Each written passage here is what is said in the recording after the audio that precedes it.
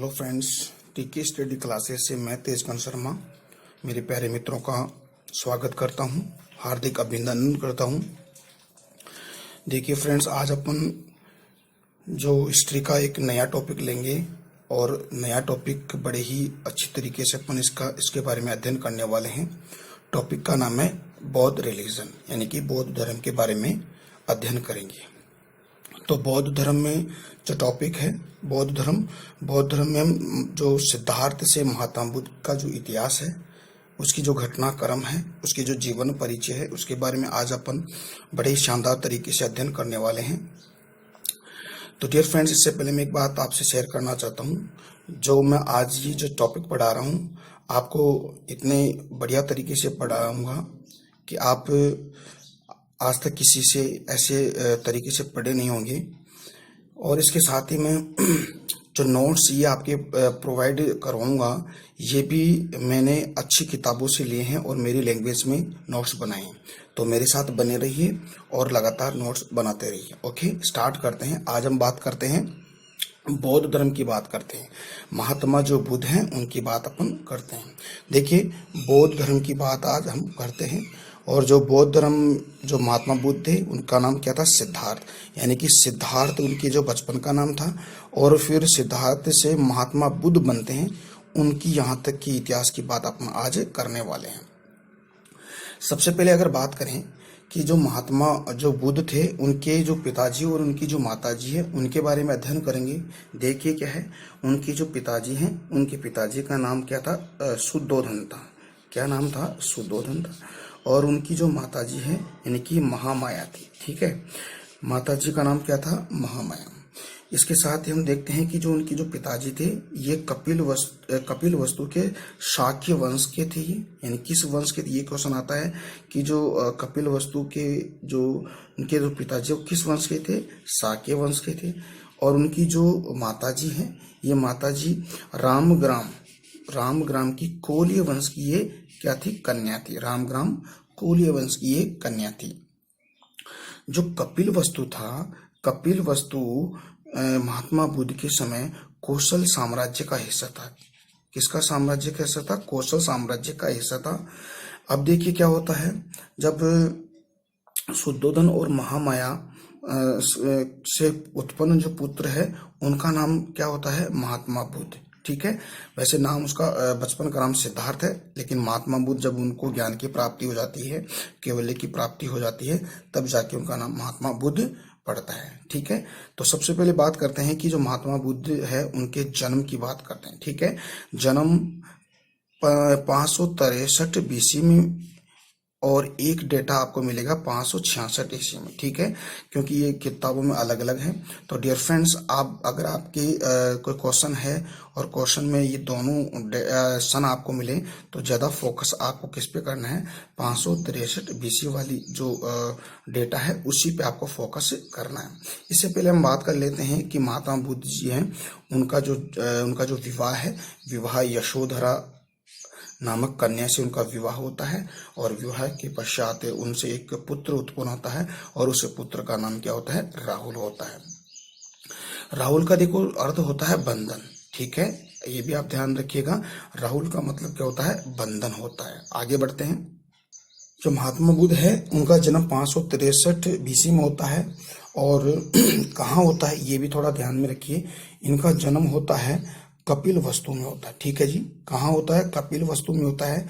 और कपिल वस्तु में एक लुम्बिनी वन है, लुम्बिनी वन। और लुम्बिनी वन के आम्र कुंज नामक स्थान पर इनका जन्म होता है 563 BC में।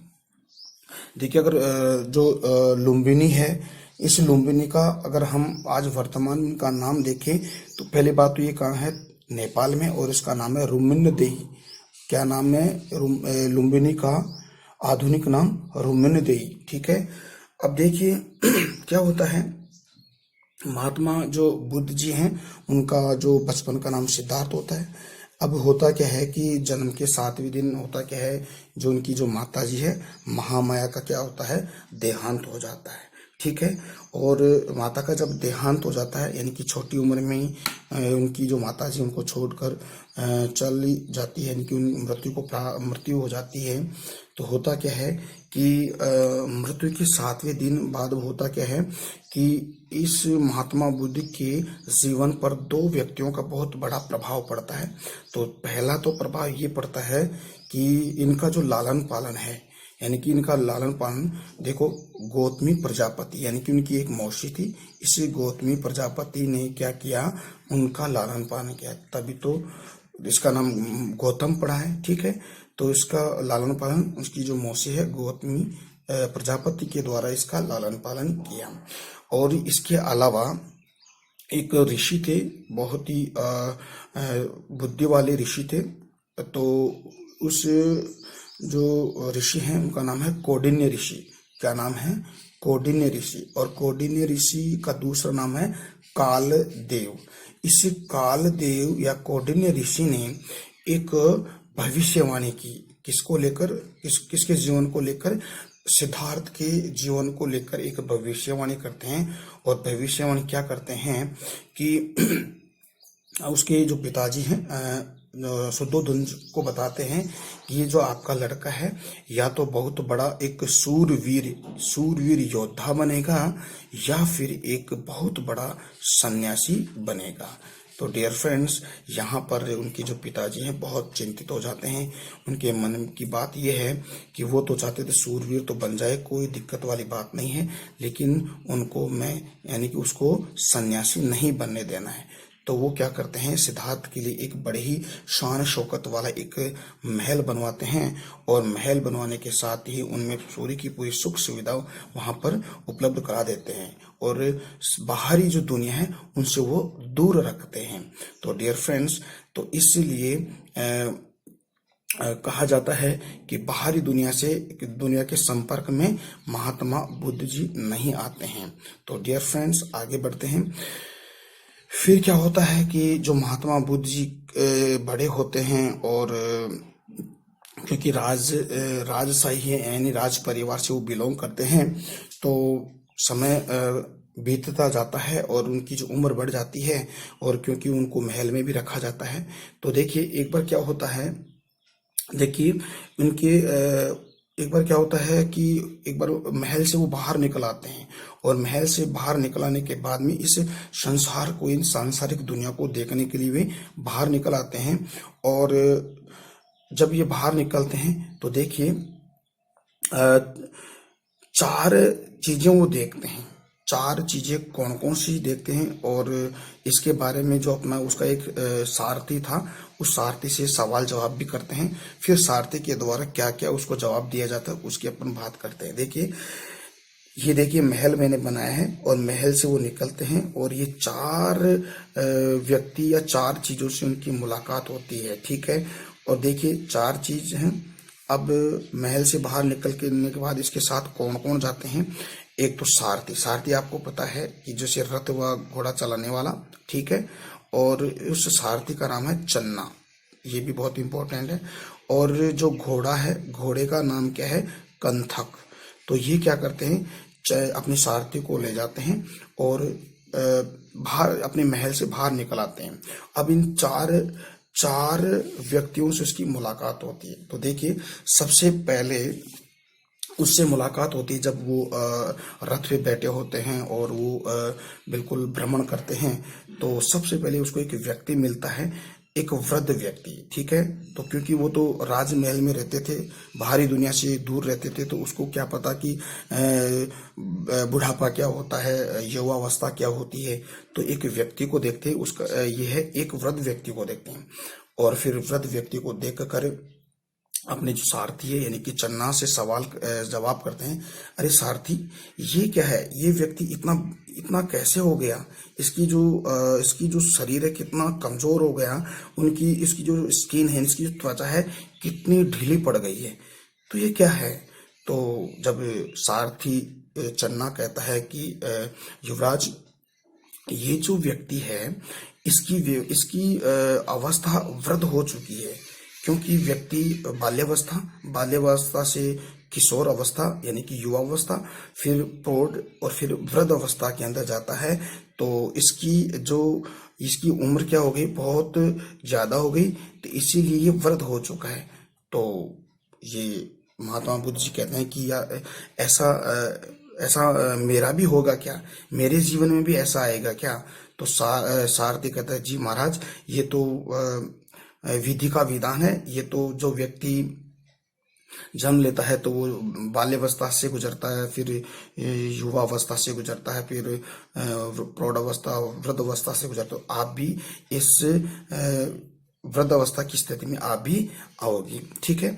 फिर क्या होता है कि कुछ दूर पश्चात आगे चलते हैं तो फिर एक व्यक्ति और मिलता है जो बीमार था, और उसको देखकर भी महात्मा जो बुद्ध जी हैं बहुत चिंतित हो जाते हैं और अपने सारथी से यानी कि चन्ना से सवाल जवाब करते हैं कि अरे सारथी, ये व्यक्ति इतना बीमार, इतना कैसे कमजोर हो गया, और देखिए इसका शरीर कितना लाल रंग का हो गया है। तो बोलता है कि चन्ना कहता है कि महाराज, इसी ने, ये व्यक्ति प्रकृति से उसने गलत तरीके का व्यवहार किया है, और या अपने शरीर से ही उसने गलत तरीके का व्यवहार करने के कारण ये व्यक्ति बीमार हो गया है। तो बीमार हो गया तो ये बीमार व्यक्ति है, अब ये एक जगह बैठा है और सही यानी कि ठीक होने की प्रतीक्षा कर रहा है। तो वो बोलता है कि ऐसा मेरे जीवन में भी ऐसा आएगा। तो कहता है कि महाराज, अगर कोई व्यक्ति नेचर यानी कि प्रकृति से अगर छेड़छाड़ करता है तो उसकी दशा ऐसी ही होती है। फिर होता क्या है कि फिर आगे चलते हैं, और आगे चलने के बाद में एक मरे हुए व्यक्ति को देखता है, और यहाँ से होता क्या है कि उसका महात्मा बुद्ध इस सारथी से यानी कि चन्ना से क्वेश्चन करते हैं कि ये व्यक्ति और इस व्यक्ति को 4 व्यक्ति उठा के लेके जा रहे हैं, तो ये क्या है, ये ऐसे क्या हो गया। तो बोलता है कि महाराज, व्यक्ति बाल्यावस्था, युवावस्था, फिर प्रौढ़ अवस्था, फिर वृद्ध अवस्था आती है, और फिर उसकी बाद में क्या होता है, उसकी उम्र हो जाती है और ये मृत्यु को प्राप्त हो जाता है। तो बोला कि ये तो महाराज विधि का विधान है, और ये सबसे इस पूरी संसार में सत्य बात यही है कि जो व्यक्ति जन्म लेगा एक दिन उसकी मृत्यु निश्चित है। तो ये बात जब महात्मा बुद्ध जी कहते हैं तो बड़े चिंतित होते हैं। महात्मा बुद्ध जी को कहते तो महात्मा बुद्ध जी बड़े चिंतित होते हैं। वो बोलते हैं कि ऐसा मेरे में भी होगा क्या। तो बोला कि महाराज, आप में क्या, पूरी दुनिया में ऐसा होगा। आप का जन्म, मेरा जन्म हुआ है एक समय के आधार पर, समय के अनुसार हम इस पृथ्वी लोक से हम स्वर्ग लोक में चले जाएंगे, यानी हमें यमराज के पास चले जाएंगे।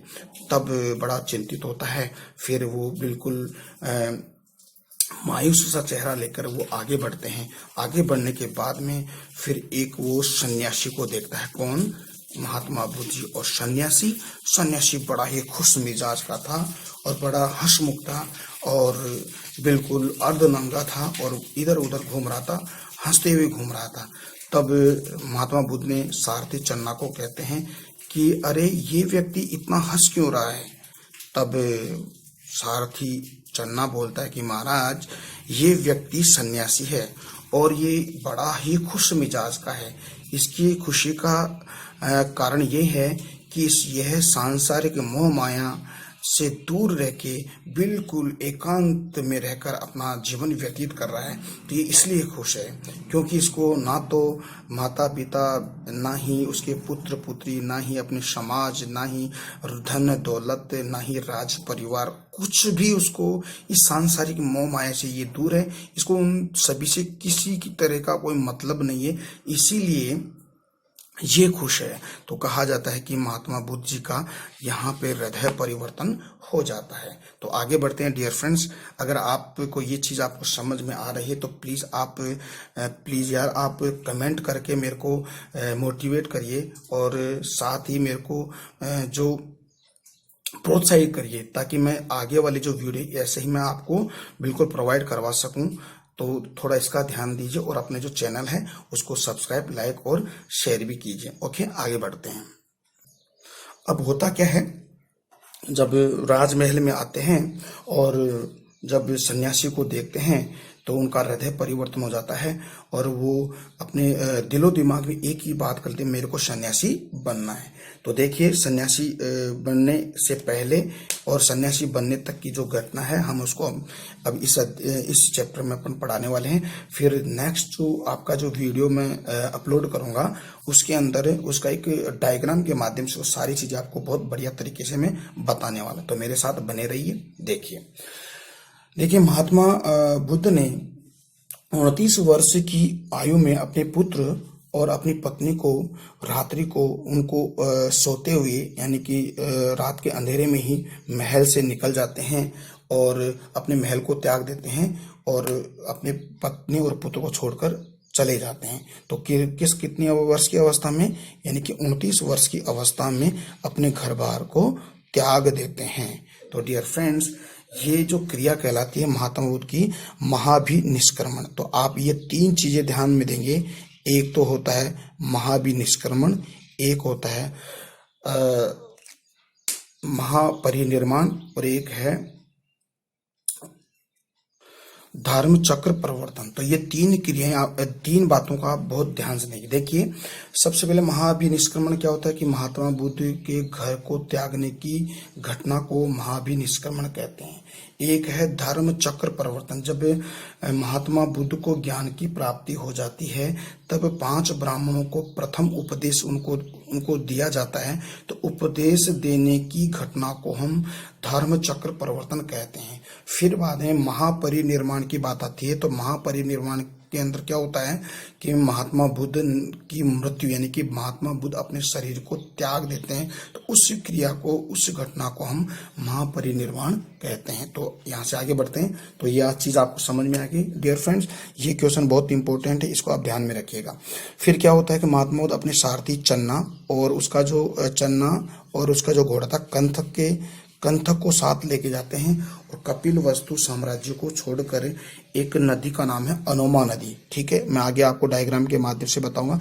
अनोमा नदी के पास, नदी को पार करके नदी के जो बगल है यानी किनारे पर क्या करते हैं कि महात्मा बुद्ध जी बैठ जाते हैं और वहां पर एक उद्यान है, उद्यान का नाम है अनपीय उद्यान। उस अनपीय उद्यान में वो क्या करते हैं, विश्राम करते हैं और वहीं पे क्या करते हैं कि अपने मुंडन करवाते हैं, अपने सिर के बालों को मुंडवाते हैं। ठीक है, मुंडवाने के बाद होता क्या है कि जो अपना जो उसका सारथी था, उस सारथी को क्या करते हैं, वापस इस जो नदी है अनोमा नदी से उसको वापस राजमहल में भेज देते हैं और उसको अपनी राजशाही जो पोशाक है, क्योंकि राज परिवार से बिलोंग रखते थे, तो राजशाही पोशाक इस सारथी चन्ना को देकर वापस भेज देते हैं और सन्यासियों के वस्त्र वो क्या कर लेते हैं, धारण करते हैं। कौन? महात्मा बुद्ध। यहाँ तो उसको हम सिद्धार्थ कहेंगे। जब उनकी ज्ञान की प्राप्ति हो जाती है तब उसको महात्मा बुद्ध अपन कहते हैं। तो चन्ना है वो वापस लौट जाते हैं। फिर अनोमा नदी के तट पर जो महात्मा बुद्ध जी हैं वो 7 दिन तक रुकते हैं और चिंतन मनन करते हैं कि सन्यासी बनना है या नहीं बनना है या मेरे को आगे बढ़ना है। तो 7 दिन के बाद में क्या होता है कि वो आगे बढ़ते हैं और आगे बढ़ने के बाद में होता क्या है कि कुछ स्थान आते हैं और आपको इस स्थानों का क्रम से आपको उसका ध्यान में रखना, उसको याद करना। देखिए, सबसे पहले तो आप उसको मिलते हैं, वो जाते हैं वैशाली के अंदर। ठीक है, वैशाली के पश्चात वो राजगृह में जाते हैं, राजगृह के पश्चात वो उरुवेला में जाते हैं, उरुवेला में बोध गया में फिर उरुवेला के बाद सारनाथ के बाद वो काशी जाते हैं। तो डियर फ्रेंड्स, आज अपन इस वीडियो में इतना ही पढ़ेंगे।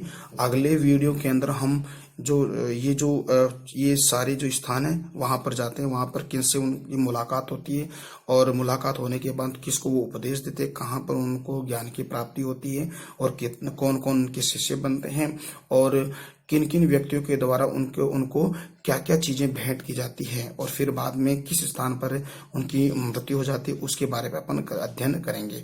लेकिन डियर फ्रेंड्स, इसके बाद में जरूरी है कि यही एंड हो गया। इसके 4-5 वीडियो और बनेंगे और फिर इसका जो भी ये जो टॉपिक होने के बाद में आपको वन लाइनर के हिसाब से मैं आपको स्टडी करवाऊंगा, जिसमें सभी की सभी जो आपकी बातें क्लियर हो जाएगी।